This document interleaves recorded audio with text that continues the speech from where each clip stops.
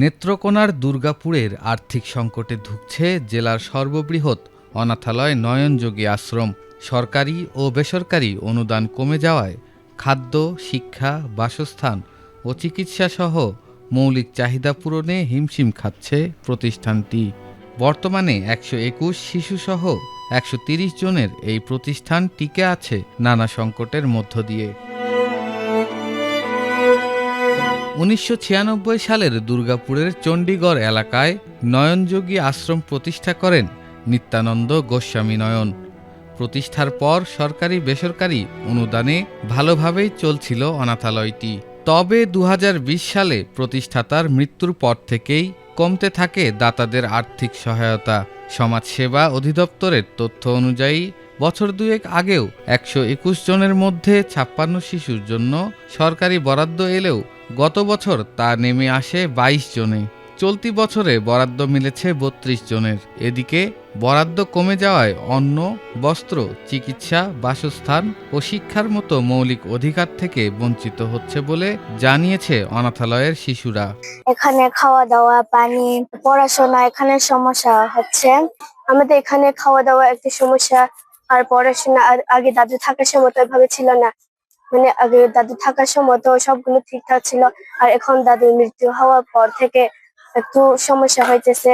রুমেও জায়গা হয় না এখন, তো মানে ছোট, তাই কারণে জায়গা হইতেছে না। আগের মতো আমাদের সুখ সুবিধা যেটা ছিল সেটা আমরা পাচ্ছি না। আগে প্রাইভেট যেটা ছিল আমাদের কলম খাতার এবং সেগুলো এখন নেই। আর আরেকটা হচ্ছে আমাদের খাবার দিক দিয়ে অনেক কিছু ঘাটতি হচ্ছে, যেগুলো হচ্ছে আমরা ঠিক মতো টাকা অভাবে এখন আমরা খাবার দাবার সেইভাবে পাচ্ছি না। আগের মতো এখানে প্রাইভেট পড়তে পায় না আমাদের অর্থের সমস্যার কারণে।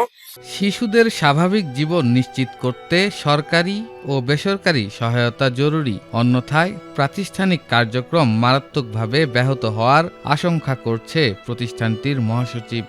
এই অর্থ সংকটে পড়ায় যে আমাদের যে একটা উদ্দেশ্য ছিল এবং কি আমাদের প্রতিষ্ঠাতার যে একটা উদ্দেশ্য ছিল, আমরা এই অর্থের সংকটের কারণে আমরা এই উদ্দেশ্যগুলা সফল করতে পারতাছি না।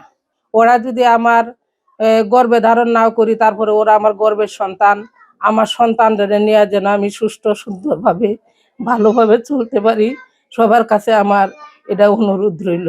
বরাদ্দ কমে যাওয়ার বিষয়টি স্বীকার করে শিশুদের মৌলিক চাহিদা নিশ্চিত করতে প্রয়োজনীয় পদক্ষেপ নেওয়া হচ্ছে বলে জানিয়েছেন উপজেলা সমাজসেবা কর্মকর্তা মাসুল তালুকদার। ১২১ জন বাচ্চা থাকে এখানে। তো চলতি অর্থ বছরে এটা অনেকবার বলার পরে, লিখিতভাবে লেখার পরে ৩২ জন উন্নীত করেছে। আমরা এটা ৬০ জনের জন্য উন্নীত করার জন্য আবার পুনর্বার প্রস্তাবনা পাঠিয়েছি।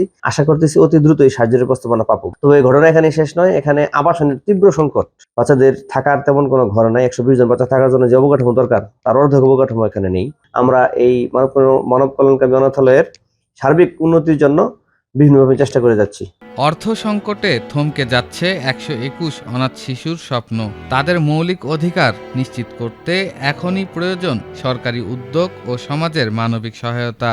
যে আপনারা সবাই আসেন, এই অনাথ ছেলে মেয়েদের পাশে দাঁড়ায় এই অনাথ ছেলে মেয়েদের যেন উচ্চ শিক্ষায় শিক্ষিত হয় এবং কি প্রতিষ্ঠিত হয়।